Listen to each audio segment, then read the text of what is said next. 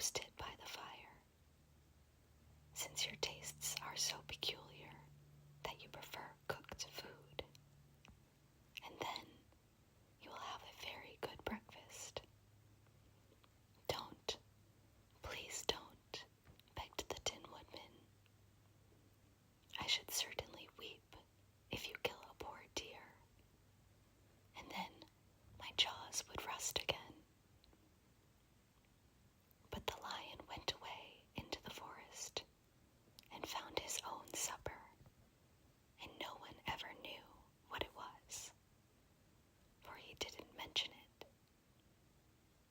And the Scarecrow found a tree full of nuts and filled Dorothy's basket with them, so that she would not be hungry for a long time.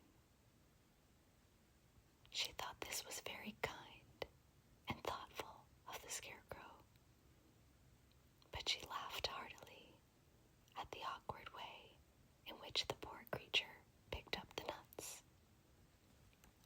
His padded hands were so clumsy, and the nuts were so small, that he dropped almost as many as he put in her basket.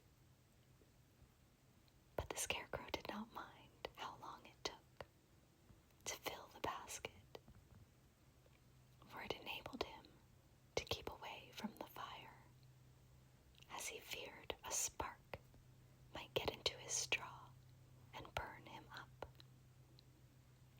So he kept a good distance away from the flames, and only came near to cover Dorothy with dry leaves when she lay down to sleep. These kept her very snug and warm, and she slept soundly until morning. When it was daylight, the girl bathed her face in a little rippling brook, and soon after, they all started toward the Emerald City. This was to be an eventful day for the travelers. They had hardly been walking an hour when they saw before them a great ditch that crossed the road and divided the forest as far as they could see on either side. It was a very wide ditch, and when they crept up to the edge and looked into it, they could see it was also very deep, and there were many big, jagged rocks at the bottom. The sides were so steep that none of them could climb down, and for a moment it seemed that their journey must end.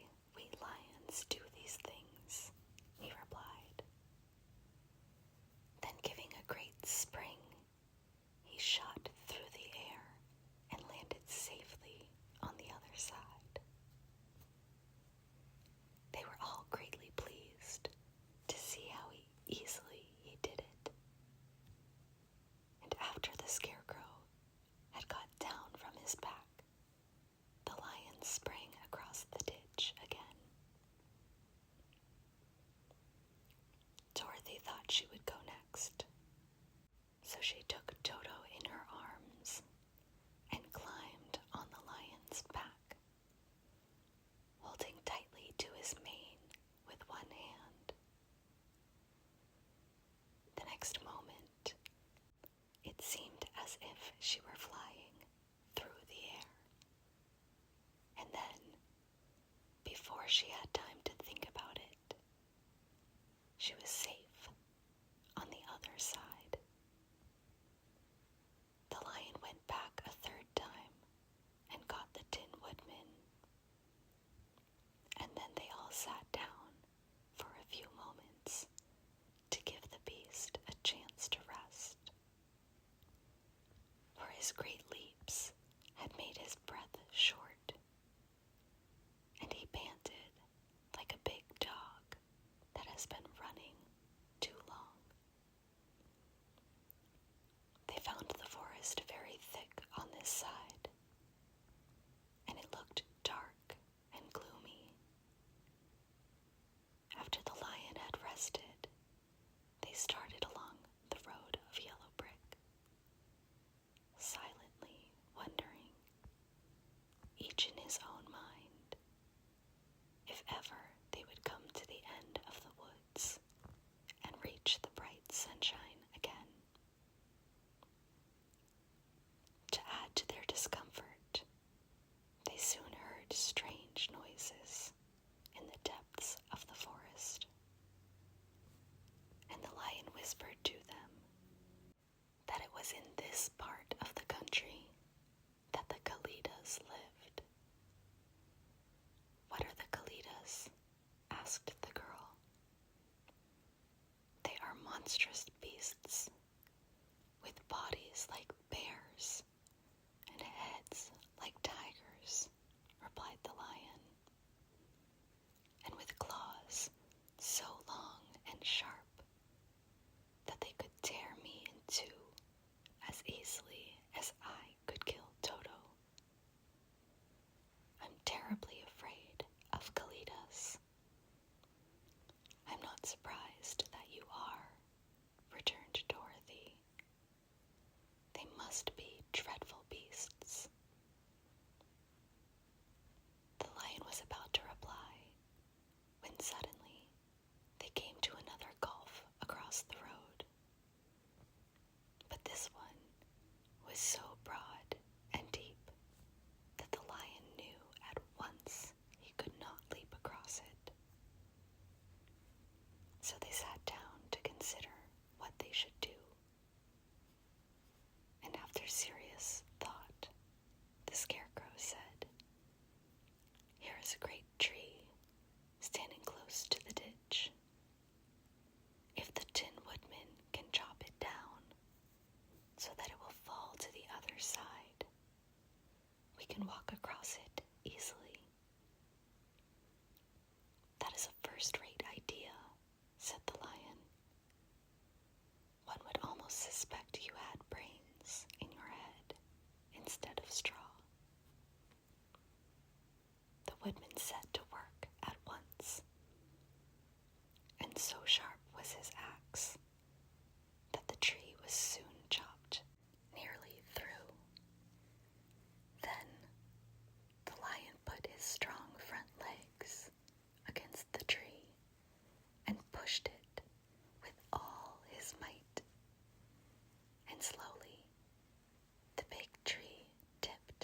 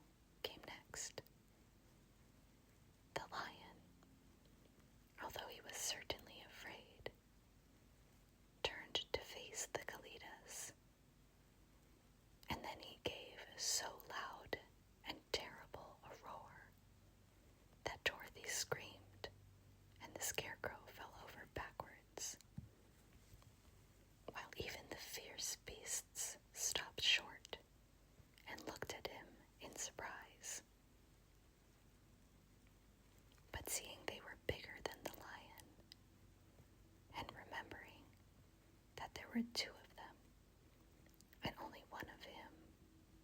The Kalitas again rushed forward, and the lion crossed over the tree and turned to see what they would do next.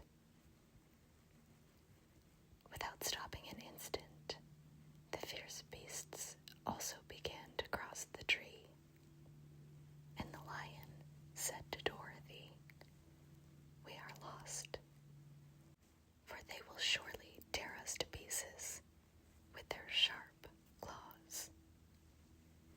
But stand close to me, and I will fight them as long as I am alive." "Wait a minute," called the Scarecrow. He had been thinking what was best to be done, and now he asked the Woodman to chop away the end of the tree that rested on their side of the ditch. The Tin Woodman began to use his axe at once, and just as the two Kalitas were nearly across, the tree fell with a crash into the gulf, carrying the ugly, snarling brutes with it, and both were dashed to pieces on the sharp rocks at the bottom. "Well," said the Cowardly Lion, drawing a long breath of relief, "I see we are going to live a little while longer, and I am glad of it, for it must be a very uncomfortable thing not to be alive. Those creatures frightened me so badly that my heart is beating yet." "Ah," said the Tin Woodman sadly, "I wish I had a heart to beat." This adventure made the travelers more anxious than ever to get out of the forest, and they walked so fast that Dorothy became tired and had to ride on the lion's back. To their great joy, the trees became thinner the farther they advanced, and in the afternoon they suddenly came upon a broad river, flowing swiftly just before them. On the other side of the water, they could see the road of yellow brick running through a beautiful country with green meadows dotted with bright flowers, and all the road bordered with trees hanging full of delicious fruits. They were greatly pleased to see this delightful country before them. "How shall we cross the river?" asked Dorothy. "That is easily done," replied the Scarecrow. "The Tin Woodman must build us a raft so we can float to the other side." So the Woodman took his axe and began to chop down small trees to make a raft. And while he was busy at this, the Scarecrow found on the riverbank a tree full of fine fruit. This pleased Dorothy, who had eaten nothing but nuts all day, and she made a hearty meal of the ripe fruit. But it takes time to make a raft, even when one is as industrious and untiring as the Tin Woodman. And when night came, the work was not done. So they found a cozy place under the trees where they slept well until morning. And Dorothy dreamed of the Emerald City and of the good wizard Oz soon sent